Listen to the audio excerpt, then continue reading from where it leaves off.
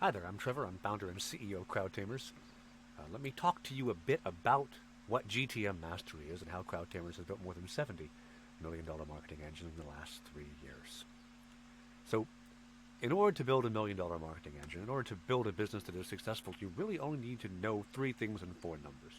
And the three things you need to know are who you're really selling to, what problem you're going to solve for them. This is, by the way, never going to be the actual product that you built, and the offer you have for how you fix that problem, which is also not the product that you built.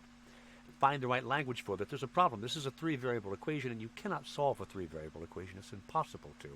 But with statistics, if I get enough data, I can come up with a good fit for what tends to be the right answer. And in the world of business, we don't need a precise answer. We just need one that's good enough to make money. So you need to have enough data to answer this. And how do you figure that out? Well, your customers are taking a journey, right? They're going through the process of going from I have no idea what your product is to I'm paying you for the product. And there's ways to drive them through this journey, right? I'm sure you've seen this before. I'm sure you know what this is. This is a sales funnel. Now, there's one problem with this. I don't like sales funnels. There's two different reasons I don't like sales funnels. One of them is if you have ever used a real funnel, which I'm going to guess if you're old enough to understand me when I speak, you have, then you know that everything you put in the top of a funnel comes out the bottom. That's the point of the funnel. When we discuss a sales funnel, 1%, less than 1% of what goes in the top comes out the bottom. That's not a funnel, that's a sieve. And the other thing is a funnel comes in a complete piece. You don't have to build it one layer at a time. It is sold as a finished product. But when you take the funnel that gets people to go from I've never heard of you to I'm paying you for your service or your business, there's stages these people have to go through, and you can't build them all at once, or at least rarely can you successfully build them all at once. So I prefer to think of flipping this upside down. We're going to build a pyramid, and the Egyptians famously, when they built their pyramids, didn't only build the little green bit on the top. They built a foundation, and once they knew the foundation was solid, they built the next bit, and on up you go. Now, if you think about this in relation to building a business, how do people build marketing campaigns most of the time these days? You write the project brief, you create the social graphics, you make your videos, you make your press release, you create your newsletter. You do all of this up front, and then you launch. That's treating this like you're building a funnel as a complete thing all up front. But if this doesn't work, if the means by which you're trying to get people to go through the buyer's journey isn't correct, then you don't know why it's broken, and you won't even know that it is broken till you actually launch. Whereas if you build a foundation, you understand how well that foundation works before you build the next layer, you've de-risked the cost of being wrong. Because it's worth noting, you can build the best awareness campaign in the world, but you have to be able to attract enough interest to start people on their buyer's journey. And once you've gotten their interest, you have to be able to get their attention enough to actually activate into trying your product or attending your sales call. And so I mentioned you need to know three things and four numbers. These are the four numbers. People who are crossing the interest gap, the attention gap, the consideration gap, and the decision gap. You want to know how many people are doing each of these and what percentage of them. And if you do that right, then you are going to have an engine that makes you money guaranteed. But there is one thing here. What you say about your business at the base level, at the awareness level, completely changes how you build the rest of it up from there. I'll give you an example. CrowdTamers builds $1 million marketing engines for startups guaranteed. That's the awareness level. That's what we say about ourselves in one sentence. That's not always what we said about ourselves. Back a decade ago, I used to say, whip your marketing into shape with CrowdTamers. It's a whole different discussion about what this same service that I offer is. Way back then, it was take what you've got, maybe lead a team, help you whip your marketing into shape so it performs better. Now it's we build it for you, guarantee. And how every stage of the buyer's journey goes from there has to change completely. What the landing pages say has to change. What the after you've signed up, your onboarding says has to change. All of these things are different now because of what I say at the awareness level. So what I say there, audience, problem, offer, the audience and the problem here, and the offer, these all change based off of what I'm saying at this level. How do I get the data I need to test this broadly? Well, I have something called the minimum viable sprint that CrowdTamers uses to answer this question. And the idea here is pretty simple. Let me explain to you.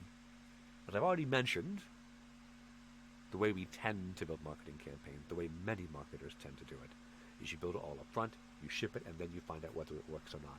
That's not how we build products anymore. Right? So a minimum viable product accomplishes the least bit of work that your product is supposed to do. A minimum viable marketing campaign really has to answer audience, problem, and offer, and also dependability, scalability of audience and problem and offer. If you can answer those three things, you're running a marketing campaign. If you're not, I'm going to suggest that you're not really running a marketing campaign. You're doing work, but you're not really running a campaign. So you first have to find an audience. And let me explain here by way of parable. The worst business idea I've ever had is mail order water bottles. Why drink conveniently, in a cup, something you got from your tap or at worst from the corner store, when you could wait 3 to 5 business days and I will ship you water bottles that arrive at room temperature at your house. And then worse yet, I'm going to take this terrible business idea and I'm going to give it the worst headline I can. Right? Water just when you need it. If you were thirsty when you ordered from this service, by the time the water reached your front door, you'd be dead. Not a great product, not a great headline. But what if I believed this was phenomenal? My uncle died and left me a water bottling plant. I go, I'm going to make water as a service the next big startup. Awesome. How do I test this idea? What's the minimum viable sprint version of this marketing campaign? Well, just $100 is all you need. Just $100 to build a minimum viable marketing sprint, and just 48 hours. What we're going to do is build a campaign on Meta. We're going to target an audience there that looks like a good fit who's going to want the product or service I'm offering. And it's worth noting, B2B, B2C, either way, audiences on Meta are going to tend to be the kind of people you want to talk to. They may not be where you build your full marketing engine, but Meta is ubiquitous and cheap. That's a good combination to learn what message works for my audience. But there's a problem here if you know anything about display marketing and ads on Facebook, and maybe you do, maybe you don't, but it's a truism. If I put a donut on an ad, people will click on it because people love donuts. Whatever my product is, people will click on it because people love donuts. That doesn't tell me much about is my audience and problem and offer a good fit if people just like donuts. So I have to divorce the graphics and the visuals from the message I'm trying to say to you, so the ads I create for a minimum viable sprint look stupid on purpose. Because if you're in the middle of scrolling your Dua Lipa videos or whatever, and you see this and you click on it, it's because the message spoke to you, not because the graphic design was so phenomenal you couldn't wait to see more about how this thing is presenting itself visually. And so based on that then, we have 3 different versions of the message I want to go to my audience with. The first 2 are basically the headline for the website, but the third one is different. Why drink water from your tap like a chump? That's emotional language, finding a different appeal to you than the logical one of timeliness and convenience. Okay, so I can bucket these together into a grouping, and I can say, all right, let me test this to different audiences. I can say, hey, the guy at the top here, maybe he's a marathon runner. He runs a lot, he sweats a lot, you sweat a lot, you drink a lot of water, you're a target for my audience. The lady one step down might be a hot yoga teacher, although my big dumb head's covering part of these slides. This dude here, maybe he's a part of, there's a Facebook group called Hydro Homies. It's like 200,000 people who post photos of themselves drinking water. I don't understand the internet, I'm not a Zoomer, but apparently it's a thing. So you can target different audiences here, right? And I can see how much interest they show in these different messages. That's what I'm looking at now, right? Do you care, and which one do you care about? I'm looking for 4 different numbers. Audience size, if it's a big enough audience that I can actually make money from over time. CTR is click-through rate. This is my measure of interest. This is like a survey. It's a one-question survey. Basically saying, hey, do you want to know more about this? And this is better than customer research calls in many ways. Because the customer research call is going to say, hey, do you like my product? I'm going to put you on the spot. Would you buy this product? And people don't want to lie to you. They'll say, oh yeah, sure, I'd buy it. Oh yeah, sure, this looks cool. They don't want to make you feel bad, so they're going to tell you something that's not actually true. But an ad on Meta is the beginning of an expected, explicitly commercial journey. So at that point, there's no one whose emotions I'm hurting. I can scroll past it because I don't care. But if I click on it, there's a sign of actual interest. I want to see the frequency, how often this ad serves to this audience, and the cost per click, because what I'm spending to send traffic to a landing page is very instructive on the overall performance of whether or not this paid campaign could make me money. So I'm looking at these numbers, and you'll see the numbers change. Now, I simplified it down. I just have our Hydro Homies dude, his click-through rate changes on different ads. But in truth, all these numbers would change on different ads. So we're looking at different audiences and different interests on each ad. And what we're looking for is this something you can build a business on? We're looking for these numbers. Across all of Meta, the average click-through rate on an ad, CTR, is half of 1%. If you've got 1% click-through rate, you're in the top third of all ads ever run on Meta. The cost per click needs to be low enough, as I mentioned, that you can afford to spend for this traffic to actually come to your website. Easy math of this, less than 1.3% of your lifetime value or average order value. Or if you don't know those, MRR times 10 is really simple, dirty math that gets you close. An audience has to be big enough to build a business on, but small enough that there's statistical relevance to this tiny slice of data I'm gathering. So these three together means I can test this message, try it to different people, and this one does better than the water you need just when you need it. I have to come up with a reason why.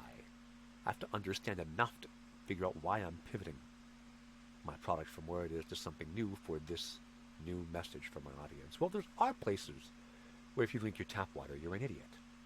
In Flint, Michigan, the water is famously toxic. In Delaney, Pennsylvania, the water is actually flammable, which is not a common word to use. There's been so much natural gas fracking in the area that you can light the tap water on fire, which is insane. But that's not a big market. I can get a lot of people worried about their tap water, though. I live in Montreal. It's a modern city, has all the conveniences. My house is 117 years old, and my wife has insisted I install a filter on the cold water line. Because who knows what's in those 117-year-old pipes, right? Now, I'm fortunate enough to be able to install a filter on my water line. Many people can't.